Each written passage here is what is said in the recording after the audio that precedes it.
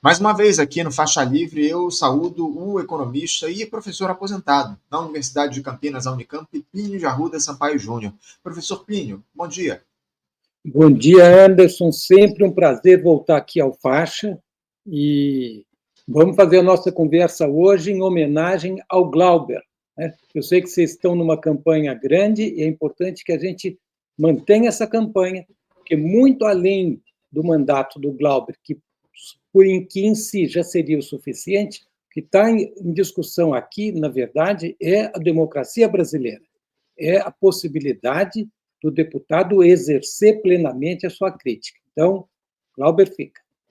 Sem dúvida alguma, viu, Plínio? Uma campanha fundamental. Eu até peço aqui para os nossos espectadores que estão acompanhando a live, ó, vamos subir a hashtag GlauberFica para, enfim, mais uma vez, colocar esse tema em discussão. É a defesa da democracia aqui no nosso país, de um mandato combativo como o do Glauber Braga. A gente tem falado muito sobre esse tema aqui no nosso programa, fazendo várias entrevistas. Amanhã, Samia Bonfim, esposa do Glauber, vai estar aqui com a gente no programa, falando um pouco mais sobre esse processo, enfim. Levantem a hashtag GlauberFica, mandem aí nas mensagens. Importante a fala do Plínio. Obrigado, Plínio, por fazer essa lembrança e por estar aqui com a gente mais uma vez para falar, além da questão do Glauber, dialogar um pouco sobre o cenário da economia aqui no nosso país, viu, Plínio? Eu queria começar esse nosso papo falando sobre os dados que foram divulgados na última semana no Índice Nacional de Preços ao Consumidor, o IPCA, ao consumidor amplo, né? O IPCA, que é considerada a inflação oficial do nosso país para o mês de março. A gente teve a divulgação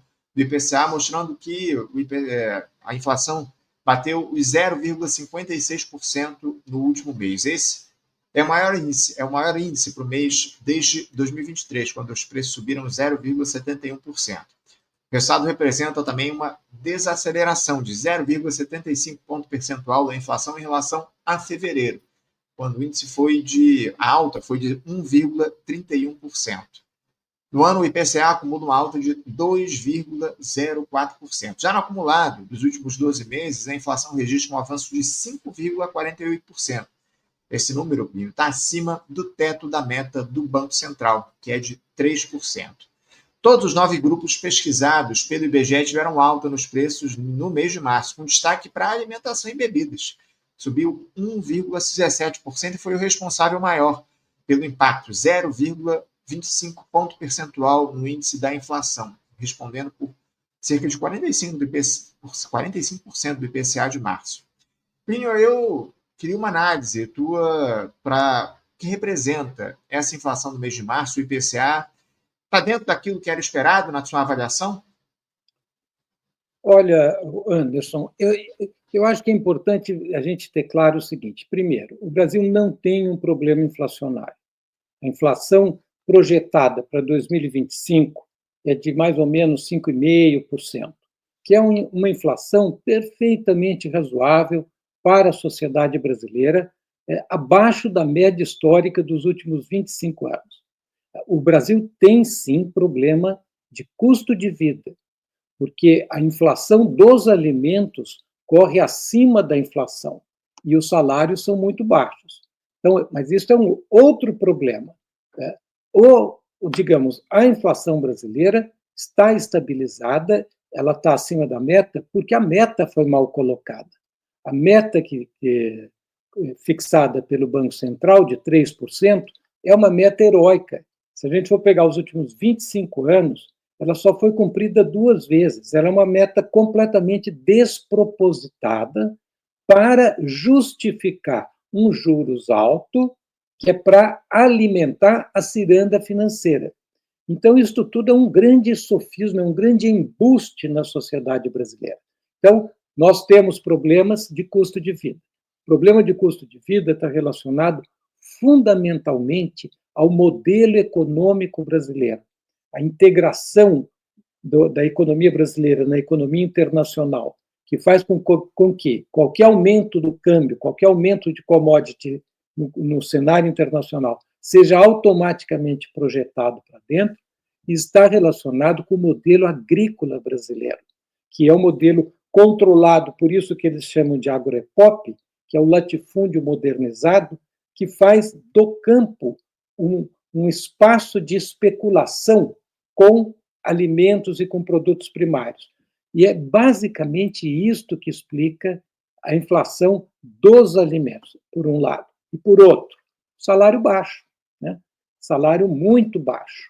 E ainda tem o Armínio Fraga que quer abaixar mais o salário. Podemos conversar disso mais adiante, né?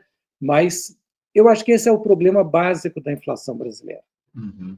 Inclusive, esse é o tema principal da nossa entrevista de hoje, essa declaração do Armínio Fraga querendo congelar a inflação por 6 anos aqui no Brasil. Daqui a pouquinho a gente vai tratar disso aqui no programa, viu, Plínio? Agora, por que as medidas que o governo adotou recentemente, Plínio, para tentar desacelerar os preços dos alimentos, falando ainda sobre inflação, por que aquelas medidas adotadas pelo governo, especialmente no que diz respeito aos alimentos, ainda não estão surtindo o efeito necessário?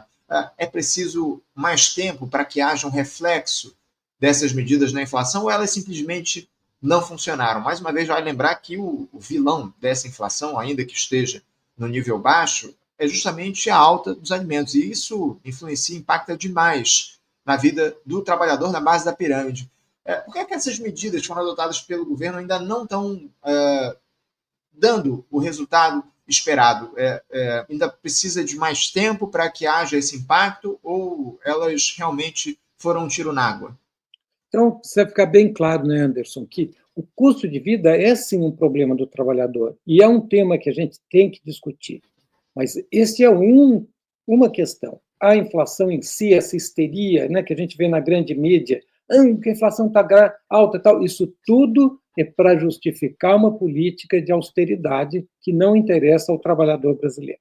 As medidas tomadas pelo governo Lula são medidas muito tímidas, muito, digamos, conjunturais e muito cosméticas, né?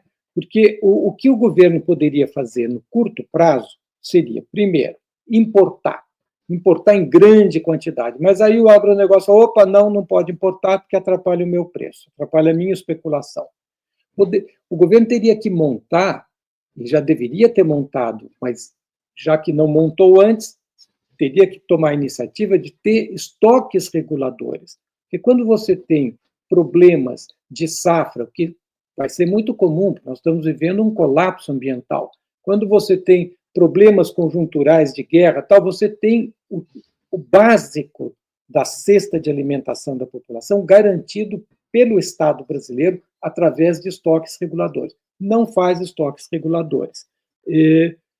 A outra medida seria aumentar a renda, aumentar, né, o salário dos funcionalismo público, aumentar o salário mínimo, mas isto também tem o veto do grande capital. Então, o governo fica atado, né, e conta, na verdade, Anderson, com a sorte, basicamente com a sorte, né, para ver se tem uma movimentação de baixa do câmbio. Isso ajuda a inflação brasileira. Mas o Brasil fica como se tivesse uma rolha dentro do mar.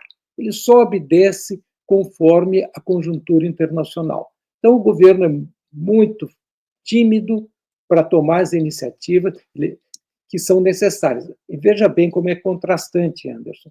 Ele não é tímido para aumentar a taxa de juros. Aí ele é violentíssimo. Né? Para cuidar do índice geral da inflação, ele é muito rigoroso. Ele põe uma meta heróica e ele persegue a meta com rigor. Mas para cuidar do custo de vida, aí é um governo frouxo, é um governo displicente, desinteressado, com pouca iniciativa. É isso, né, Plínio? Infelizmente, o quadro é esse: um governo desinteressado, displicente, com pouca iniciativa e que atende, via de regra, os interesses do andar de cima, da alta burguesia aqui no nosso país. Plínio, eu tratei ainda há pouco de um tema aqui com a Vera Lúcia na entrevista anterior, mas eu queria também repercutir isso com você, porque o governo, em mais uma dessas medidas de caráter neoliberal, quer reduzir o prazo daquela regra de proteção do Bolsa Família que mantém o pagamento parcial do benefício em caso de aumento da renda acima dos limites do programa para os beneficiários. Essa medida estava incluída no pacote de gastos que foi aprovado pelo Congresso às pressas no final do ano passado. O governo visa uma redução nos dispêndios públicos na casa dos 7,7 bilhões de reais, algo que já está incluído, inclusive, no orçamento desse ano. O governo já conta aí com essa medida. Hoje, essa regra para proteção garante que o pagamento de 50% no valor regular do Bolsa Família por um prazo de 24 meses, caso a renda familiar ultrapasse os R$ 218 por pessoa, que é o limite para ingresso no programa, desde que ainda fique abaixo de meio salário mínimo por indivíduo da família, equivalente a R$ 759. Plínio, o alvo do governo Lula segue sendo os benefícios sociais, enquanto a taxação de quem recebe acima de R$ 50 mil por mês está ameaçada pela relatoria do Arthur Lira, dessa proposta que vai tratar da isenção do imposto de renda para quem recebe até R$ 5 mil mensais lá na Câmara dos Deputados. O Lira já fala que a taxação deve se dar para quem recebe acima de R$ 150 mil por mês. Essa é a proposta do partido do Arthur Lira, o PP. Esse é o resultado de um governo de amplíssima aliança, o Plínio, ou seria assim, mesmo que o Lula não carregasse para o Palácio Planalto o Centrão e afins? Como é que você avalia essa medida de corte do Bolsa Família para as pessoas de baixa renda aqui no país?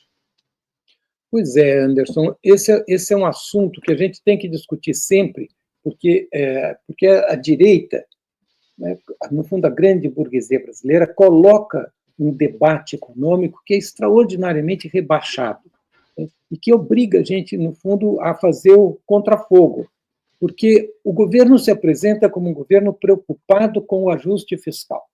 Então, um governo sério, o Haddad é um bom moço, rigorosíssimo e tal. E como é que isto se manifesta? Se manifesta na corte de gasto público. Então, agora você corta 7,7 bilhões de recursos que seriam transferidos às pessoas mais desvalidas do país. Mas cada ponto percentual de aumento da taxa de juros representa, em 12 meses, um gasto de 52 bilhões. Só este ano nós já fizemos 2, né, aumentos este ano. Isso. O Galípolo já fez 3. Então, ele já fez, desde que ele entrou, ele já fez mais de 150 bilhões. Então, você economiza na conta de gasto público e esbanja na conta de despesas financeiras. Isso não é uma política de austeridade fiscal. Isso é uma política temerária, que vai acabar matando a galinha dos ovos de ouro. E o resultado é que a relação dívida-PIB aumenta. Aumenta porque o PIB cresce pouco e a dívida cresce a galope pelas altas taxas de juros reais. Então, isso é uma covardia com o povo brasileiro, mas representa exatamente a mentalidade da burguesia brasileira, que é uma burguesia sem nenhum nexo moral com as classes subalternas. Então, para eles, um gasto de 150 bilhões é uma necessidade para manter a inflação baixa. Ela já está baixa. Mas um gasto de 7,7 bilhões para melhorar, para atenuar a miséria uma ampla população brasileira é considerado excessivo. Plínio, eu queria saber de você se esse tipo de medida adotada pelo governo Lula de corte de gastos públicos, ela se dá graças à ampla aliança ou apesar dela. Caso Lula construísse ali um governo como nos 2 primeiros mandatos dele, você acredita que a gente teria ainda assim a manutenção desse tipo de política ou isso está ligado diretamente aos setores que influenciam essa gestão atualmente, que são setores cada vez mais ligados à alta burguesia do nosso país, aos banqueiros, enfim. Esse tipo de medida, que é liderado, obviamente, pelo Fernando Haddad, ela se dá por conta da ampla aliança ou apesar dela? Eu acho que é um conjunto de fatores, né? É claro que a ampla aliança com a direita fortalece a política reacionária do governo Lula. Mas a gente tem que ter claro que o governo Lula, mesmo nos 2 primeiros mandatos, foi um governo de austeridade, foi um governo muito ortodoxo na política, principalmente na gestão do Palocci, né? Depois ele relaxou um pouquinho, se sentiu mais confortável. Mesmo assim, o governo conseguiu fazer gasto porque ele pegou um boom de commodities, então a economia estava crescendo. Então, mesmo com uma política de austeridade, ele conseguiu fazer algum tipo de gasto. Teria que ter feito muito mais, né, se tivesse uma outra política. Então, eu acho que o DNA do Lula é o DNA de um governo de austeridade. Nós temos que ter bem claro que o problema do governo Lula não são os outros, porque um pouquinho a gente escuta, mesmo aqui no teu programa, quando vem os companheiros petistas, eu escuto que o problema não é o Lula, são os outros. Não, os outros atrapalham mais ainda. O problema é o próprio governo Lula. O governo Lula é um governo que se chama de conciliação. O que quer dizer isso? Conciliar com quem? Conciliar com a burguesia, conciliar com o Estado. Ele não é um governo que veio mudar o Estado, ele veio administrar o Estado. E esse é um Estado contra o povo, contra os trabalhadores, é o Estado das reformas trabalhistas, da reforma previdenciária, do teto de gasto, e o Lula está perfeitamente enquadrado nisso. A gestão do Banco Central é um exemplo disto, porque o Lula reclamava dos juros altos. Entra, ele faz a maioria no Banco Central, põe o presidente e os juros aumentam, sem nenhuma necessidade. Não é que aumenta os juros nominal, aumenta o nominal e aumenta o real. Então, nós temos que ver a realidade como ela é. O problema real é que o Lula é o terceiro governo do golpe. Ele administra este Estado, que é um Estado que se organiza com a filosofia do Estado mínimo. E, por isso, ele tem que fazer uma austeridade feroz com os pobres, com a população brasileira, para permitir um esbanjamento vergonhoso com a plutocracia brasileira. Este é o governo. Então, não adianta terceirizar a responsabilidade. É claro que a ultradireita ia querer apertar ainda mais, mas isso não justifica o governo, né? Não explica a política do governo. Uhum. O que eu vejo, acima de tudo, como você muito bem traz aqui para a gente, Plínio, é uma tentativa de terceirização das responsabilidades nessa atual gestão. Muita gente coloca a culpa na grande aliança, na tal da correlação de forças no Congresso Nacional, mas a gente sabe muito bem, caso o presidente Lula, que é a principal liderança popular do nosso país, quisesse fazer um governo que fosse, de fato, liderado ou, pelo menos, favorecesse a classe trabalhadora, e teria buscado as alianças com os setores populares. Não é o que a gente vê nesse momento. Lula, desde a campanha eleitoral, buscou os acordos de gabinete pela tal da governabilidade. O que a gente tem é esse cenário difícil que a gente enfrenta nos dias de hoje. Por falar em ataques, o Plínio, que a gente vem discutindo já bastante aqui no nosso programa, o outro exemplo do que representa esse neoliberalismo para o país é essa fala do Armínio Fraga, que você ainda há pouco citou. Enfim, eu vou rememorar aqui para os nossos espectadores. Né? Para quem não sabe, no último sábado, o ex-presidente do Banco Central participou da Brazil Conference, que é um evento que ocorreu na Universidade de Harvard e no MIT, a Massachusetts Institute of Technology, em Cambridge, lá nos Estados Unidos. Esse cidadão, o Plínio, afirmou que o Brasil precisa congelar o salário mínimo em termos reais por nada mais nada menos que 6 anos. O Armínio Fraga falou sobre a necessidade de o país fazer um aperto fiscal e sobre o gasto público, que vai em boa parte para pagar a Previdência Social. Vai lembrar que esse terceiro governo Lula retomou a política de ganho real do salário mínimo, ainda que tenha limitado no ano passado essa política às regras do arcabouço fiscal. Plínio, esse sujeito, esse Armínio Fraga, certamente nunca viveu com o salário mínimo. Ele não faz ideia do que é receber pouco mais de R$ 1.500 por mês para sustentar uma família. Por que esse tipo de gente, Plínio, os banqueiros, enfim, essa turma, está tão descolada do que é a realidade social do país hoje? Defender que o mínimo não tenha reajuste real por 6 anos para equilibrar as contas públicas e reduzir os gastos com a aposentadoria é, no mínimo, criminoso, não, Plínio? É assustador, mas eu acho que é uma excelente oportunidade, Anderson, para a gente refletir sobre a política econômica. E refletir No fundo, primeiro, quem é o Armínio Fraga? O Armínio Fraga foi presidente do Banco Central Brasileiro entre 1999 e 2003, na desastrosa gestão do Fernando Henrique Cardoso. Então, nós temos que ver, vamos fazer um balanço do que ele fez. Vamos entender quem é este personagem e por que ele diz o que diz, né? Para a gente poder ver qual é a pauta do grande capital. Você falou bem, né? Ele fez essa declaração no Brasil Conference, né? Mas o Brasil é com Z. Eu acho bem interessante, é exatamente isso que ele é, né? Ele é um vendilhão da pátria. Então, vamos pegar primeiro o seguinte, qual foi a gestão dele? Ele se apresenta como um homem preocupado com a austeridade fiscal, com a gestão econômica, é isso que ele pensa. Mas, durante a gestão dele, o PIB brasileiro ficou estagnado. O Brasil estava sob a tutela do FMI. O PIB per capita diminuiu. Em dólar, ele diminuiu 20%. O brasileiro, como um todo, em relação ao resto do mundo, ficou, no período da gestão do Armínio Fraga, 20% mais pobre, sendo que a política era de abrir a economia, para a gente comprar mais coisas lá de fora, ficando mais pobre.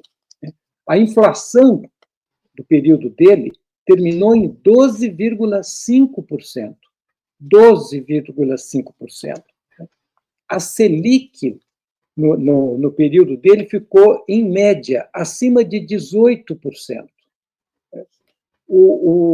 Você diz, bom, mas e a dívida pública? Aumentou de 48% para 60%.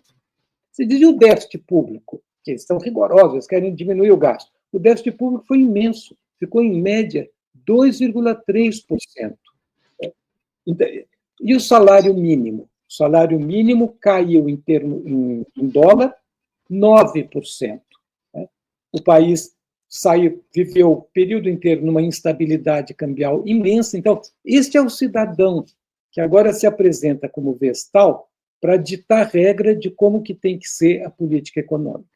Com este currículo, ele se credenciou a ser gestor de fundos de investimento internacional, ou seja, gerente, administrador dos investimentos da plutocracia brasileira. Então, quando ele olha a economia brasileira, ele olha a economia brasileira com o olhar do gestor. Isso é que a gente tem que ter claro. Ele não está preocupado com a racionalidade econômica, ele não está preocupado com o bem-estar da população brasileira, ele está preocupado com os índices de valorização dos fundos de investimento que ele gere. Então, ele, no início, foi uma espécie de boneco do FMI, né, porque era o FMI que fazia a gestão. E agora ele virou uma espécie de boneco da plutocracia. E é com este olhar que ele põe um olhar assim sério e diz o que tem que acontecer na economia brasileira. Mas é importante a gente ver isso. O que ele diz? Que tem que diminuir o gasto público. Esta que é a ideia, que o gasto público é excessivo. Não é verdade, Anderson. O gasto público brasileiro é insuficiente. Qualquer pessoa que entrar numa escola, num hospital, né, que entrar na periferia, que for verificar como é que está a infraestrutura de saneamento básico, né, a política de estoques alimentares, tudo isso, está tudo aquém. Falta dinheiro. Né? Então, não é que o Brasil gasta muito, o Brasil gasta pouco. Se a gente for ver a carga tributária líquida, que é o dinheiro efetivo que o Estado tem para fazer política, ela é baixíssima, deve estar em torno de 16%, 15%, entre 15% e 17% do PIB, que é muito pouco. Só para a educação nós precisaríamos de 10% do PIB. Para ter o SUS funcionando, 10% do PIB já estourou. Você diz, então o governo gasta muito. Não gasta muito. Ele gasta muito com juros. Porque quanto que ele gasta com juros? Agora, está gastando quase que 8% do PIB. Isto representa toda a despesa da Previdência. Então, quando o Armínio diz, não, tem que reduzir porque gasta muito com a Previdência. Bom, os juros gasta o mesmo tanto da Previdência. Gasta, então, não tem muito gasto com Previdência, não tem muito gasto com funcionalismo público, não tem, digamos, sempre pode ter uma gestão melhor, mas não é uma gastança, é uma gastança com juros. E é isso que a população brasileira tem que ter muito claro, né? A outra coisa é o seguinte, ele diz, bom, para reduzir os juros, vamos congelar o salário mínimo. Então, no cálculo dele, que ele fica ali na planilha, vendo como é que ele pode apertar o povo para ter mais garantia da especulação com títulos da dívida pública. Então, a gente segurar o salário mínimo, a gente ganha 1% do PIB. Mas a gente tem que ter claro o seguinte, o salário mínimo do Brasil já é mínimo, Anderson. Uhum. Na América Latina, ele só é maior do que Haiti, Nicarágua e República Dominicana. Então, ele não é um salário mínimo enorme, não é verdade, né? O salário mínimo, ele beneficia diretamente 56 milhões de brasileiros, ou seja pela aposentadoria, seja na ocupação ou recebendo benefícios, 56 milhões de brasileiros dependem do salário mínimo. E o salário mínimo, nós sabemos, é um salário heróico, nós já discutimos aqui com a inflação, né? De acordo com o Diese, o salário mínimo cobre apenas 45% da necessidade básica de uma família de 4 pessoas. Ou seja, é um salário de fome. E é este o salário que ele quer abaixar. E, durante a gestão dele, diga-se de passagem, ele abaixou. Porque esta é uma burguesia que não tem nenhum nexo moral com a população brasileira. É uma burguesia que ela usa a população brasileira. Ela explora a população brasileira, mas ela não devolve nada para a população brasileira. E isso fica absolutamente claro nesta declaração do Armínio Fraga, né? É um homem, né, que foi falar lá nos Estados Unidos, na Brasil Conference, com Z. É isso. Plínio, esse raio-x que você fez a respeito do que representa a declaração do Armínio Fraga é definitivo e fundamental para a gente entender o que está em jogo no nosso país nesse momento, quando uma figura como essa, pelo que ela representou para o país, por todo o mal que esse sujeito fez quando esteve à frente lá do Banco Central, enfim, durante o governo do FHC e no iníciozinho do governo Lula, né? Você falou também em 2013, o governo Lula começou no ano justamente de 2003, mas o fato é que o Armínio Fraga representou justamente os interesses do grande capital ao longo do período em que ele esteve à frente do BC. Uma declaração como essa, só para a gente esgotar esse tema, o Plínio, o que representaria um congelamento do salário mínimo por 6 anos no nosso país, sem termos um aumento real para a classe trabalhadora? Mais uma vez, o governo Lula retomou essa política de reajuste real do salário mínimo, agora limitado ao arcabouço fiscal. Mas o que representaria os brasileiros ficarem durante 6 anos sem um reajuste real no salário mínimo, Plínio? Olha, isso representaria, na verdade, mais pobreza, mais desigualdade, mais violência. É isso que representa, porque 1/4 da população brasileira, incluindo aí crianças, depende do salário mínimo, né? Que é um salário mínimo que já está heroicamente baixo, né? No contexto latino-americano, é dos menores que tem, né? Uma economia que é uma economia potente, a economia brasileira. Então, representa, no fundo, apostar na pobreza, na desigualdade social, na violência social e tudo que vem junto. Portanto, apostar no autoritarismo. Porque como é que você segura esta população? Você só segura com a força bruta. Então, é uma política, Anderson, de Estado mínimo. Isso ele deixa bem claro, né? Política de Estado mínimo é a política de ir retirando os gastos públicos, né? Diminuindo o gasto público em relação ao PIB e mercantilizando os serviços sociais. Agora, precisa ficar também claro, primeiro, né, que o problema é sistêmico. para pegar a discussão anterior. Não é o Lula, o Bolsonaro, tal, é o sistema que não funciona. Ele é que precisa trocar. Ele é que precisa ser derrubado, primeiro. Segundo, não é o Armínio Fraga, porque a mídia, a grande mídia, repercute isso. Mas não dá o balanço do governo, da gestão dele, porque aí não convém dar o balanço da gestão dele. Mas apresenta o Armínio Fraga como um grande economista. Na verdade, ele não é nem um economista vulgar. Ele é um gestor de fundos, né, que repete o que é conveniente para os fundos. Ele não tem honestidade intelectual mínima para poder falar sobre a economia brasileira, né, porque ele não tem o mínimo que seria necessário, que é ter uma preocupação com o conjunto da população brasileira. Então, e a mídia repercute, né, e assim, Anderson, é como se o capital estivesse falando. Esse é que eu acho que é o lado importante. E é por isso que é importante a gente fazer a crítica.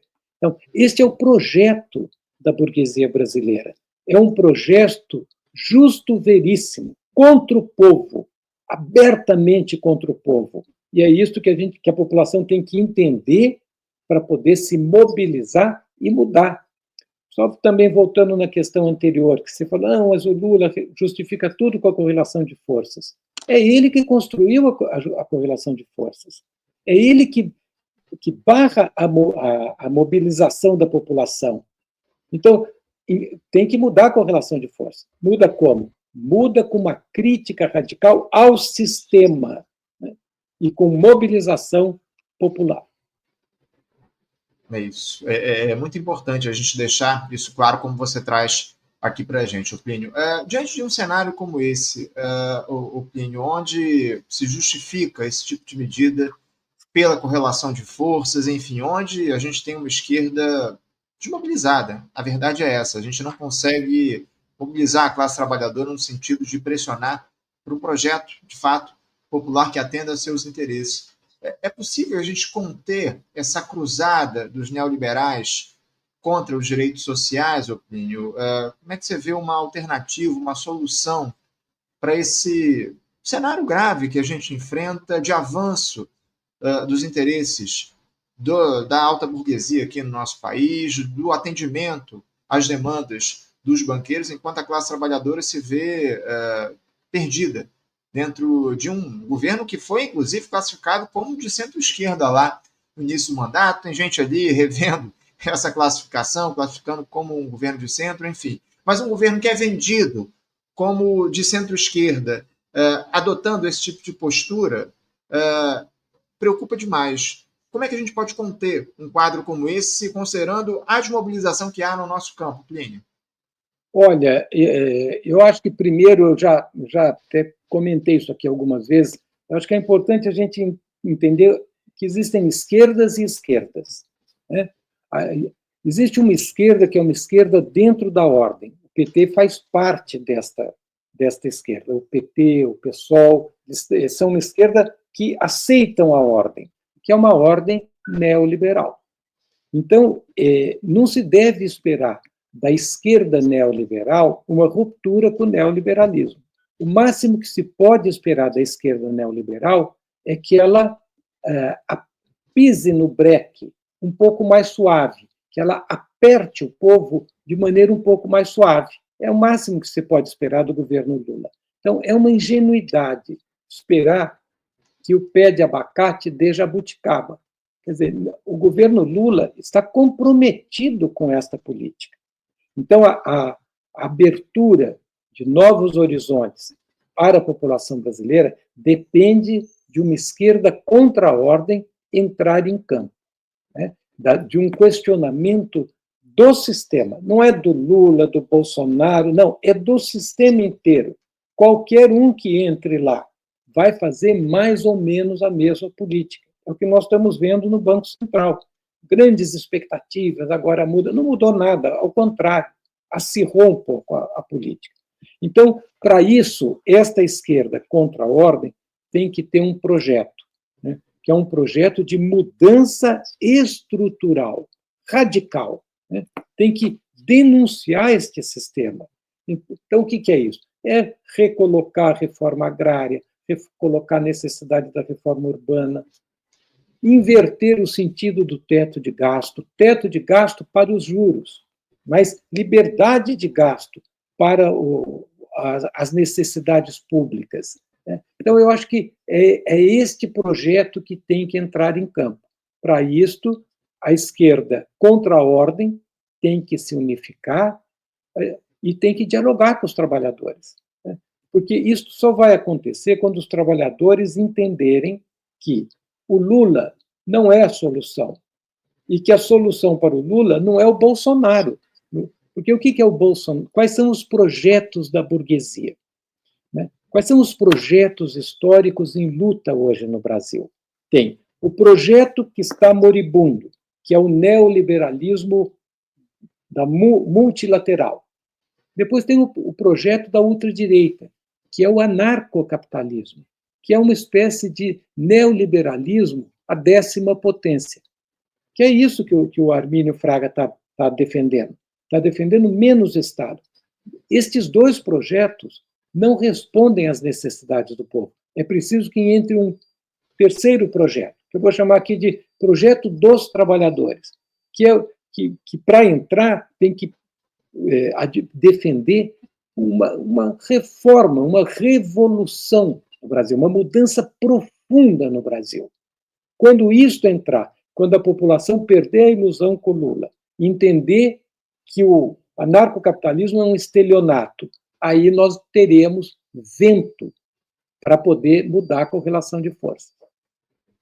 É isso, né, Plínio? É muito importante essa conscientização da população a respeito do que está em jogo e do que representa esse governo do presidente Lula, lamentavelmente, um governo de conciliação de classes e que não vai dar conta de resolver os problemas mais fundamentais, mais básicos do país, essa desigualdade social que a gente enfrenta já há décadas é muito grave tudo isso, e a gente precisa de um processo, acima de tudo, de conscientização e de mobilização dos trabalhadores no sentido de pressionar por mudanças efetivas aqui no nosso país. E, nesse sentido, acho que um bom começo é fazer essa denúncia do que está acontecendo em relação ao Glauber Braga, deputado federal do pessoal que está sendo perseguido. A gente está acompanhando esse processo. Amanhã vamos conversar com a Samia Bonfim aqui no nosso programa. É sempre importante a gente registrar a defesa do mandato do Glauber, que faz essas denúncias e que mostra o que está em jogo aqui no nosso país, os acordões feitos por debaixo dos panos, os acordos de gabinete para favorecer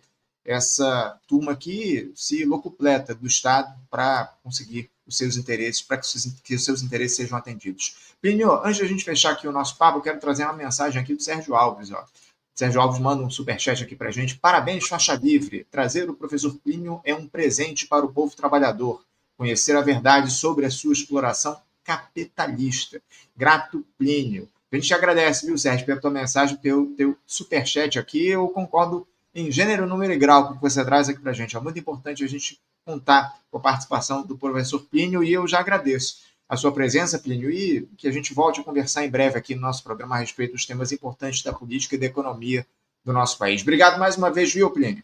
Eu que agradeço o Sérgio, a palavra amável, mas o grande presente é ter o Faixa Livre, é ter espaços de debate claro, direto, franco, para mostrar à população brasileira o que está acontecendo aqui no Brasil. E o Faixa é isto, minha solidariedade integral com o Glauber, e espero que vocês, digamos, poder voltar aqui várias vezes. Forte abraço, Anderson.